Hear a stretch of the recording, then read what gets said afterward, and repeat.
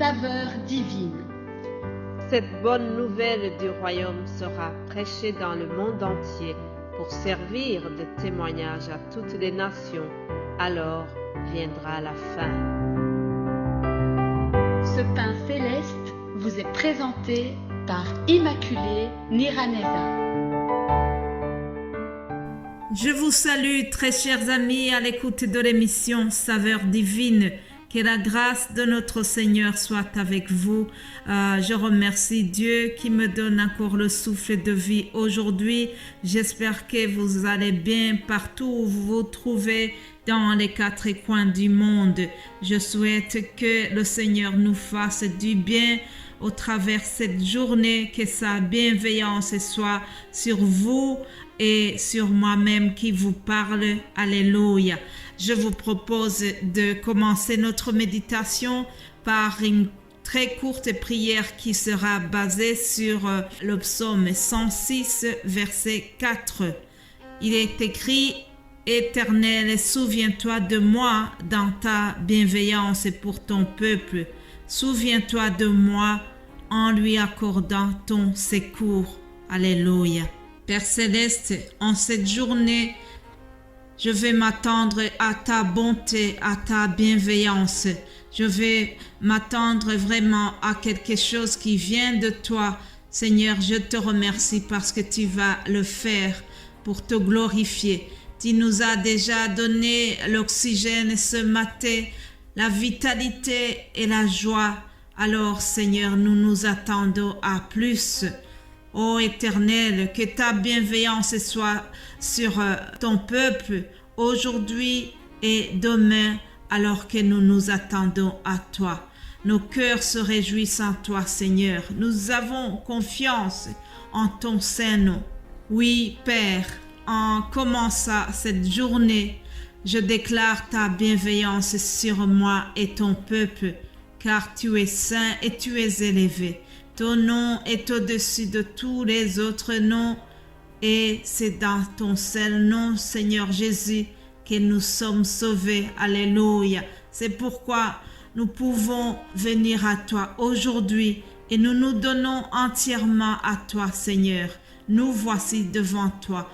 Nous te prions, Père, de nous pardonner tous nos péchés. Nous voulons vraiment nous consacrer à toi. Seigneur, viens entrer dans nos cœurs et continue l'œuvre que tu as commencée de nous sauver et de nous purifier, de nous bénir complètement et entièrement. Au nom de Jésus-Christ, nous avons prié. Amen, amen.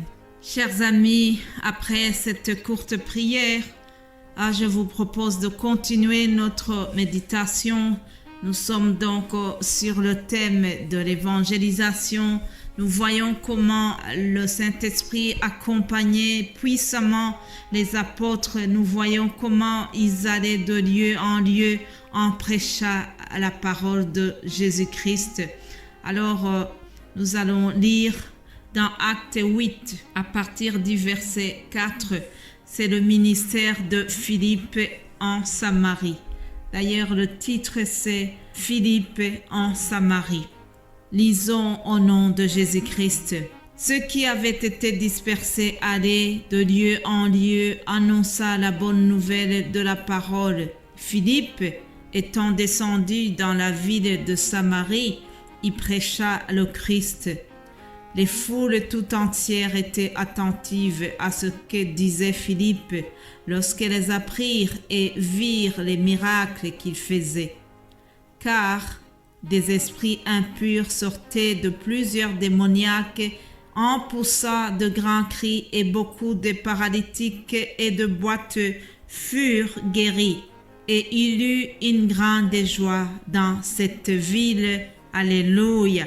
Chers amis, ce que je viens de vous lire, ce sont les miracles opérés par l'apôtre Philippe notez que tout cela est venu après la persécution. C'est dans un contexte qui a suivi la persécution de l'Église. Les apôtres ont été utilisés puissamment par le Saint-Esprit et cela n'a pas plu aux chefs religieux. Alors ils ont commencé à les persécuter. C'est ainsi que le premier martyr Étienne a été lapidé. Nous voyons son histoire dans le chapitre 7. Vous pouvez relire ce qui concerne Étienne. Mais malgré cela, l'œuvre de Dieu a continué. Vous savez, il y a une parole qui nous dit que tout concourt au bien de ceux qui aiment le Seigneur. La persécution qu'ils ont vécue les a poussés à se disperser dans plusieurs endroits, dans plusieurs contrées de la Samarie.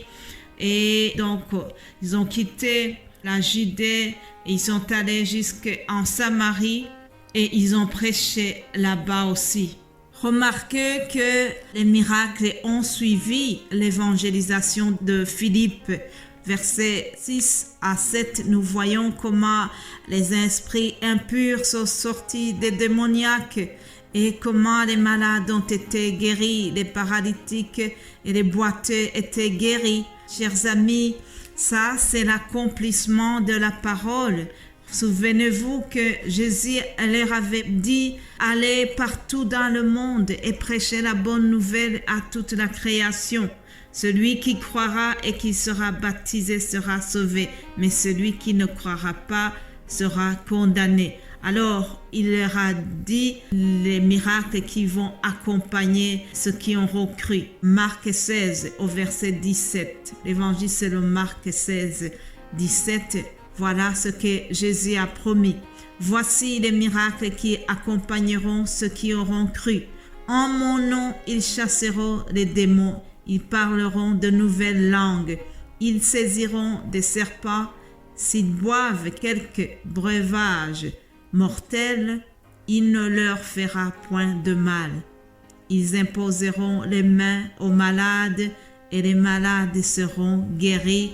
Alléluia. Voilà ce que Philippe a fait. Ça venait de cette promesse du Christ.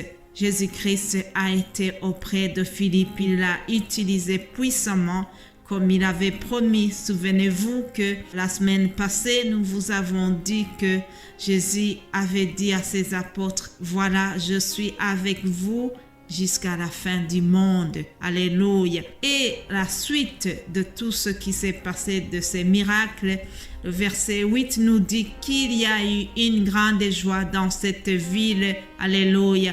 Mais bien-aimés de Dieu, la bonne nouvelle du royaume, là où elle arrive, quoi qu'il arrive, il y a la joie. La bonne nouvelle, l'évangile produit la joie.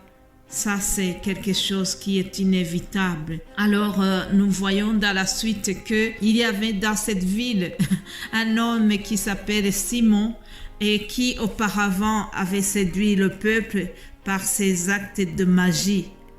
Mais lorsqu'ils ont eu l'évangélisation de Philippe, qui annonçait la bonne nouvelle du royaume de Dieu, les hommes et les femmes se sont détournés de ces actes de Simon et ils ont continué à suivre Philippe.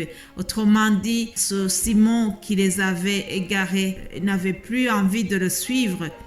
Et heureusement, le verset 13 nous dit que Simon lui-même crut. Il a cru aussi. Alléluia. Même Simon a été séduit par l'évangile. Même Simon a été baptisé. On nous dit que après il ne quittait plus Philippe et il voyait avec étonnement les miracles et les grands prodiges qui s'opéraient. Alléluia. Plaise à Dieu que lorsque nous prêchons Jésus-Christ, les gens se détournent de leurs actes de ténèbres et qu'ils viennent à la lumière de Christ comme Simon l'a fait. Je termine en vous souhaitant une très belle journée. Que Dieu continue à vous réjouir par sa parole et nous allons nous retrouver demain. Soyez bénis au nom de Jésus-Christ. Amen. Amen.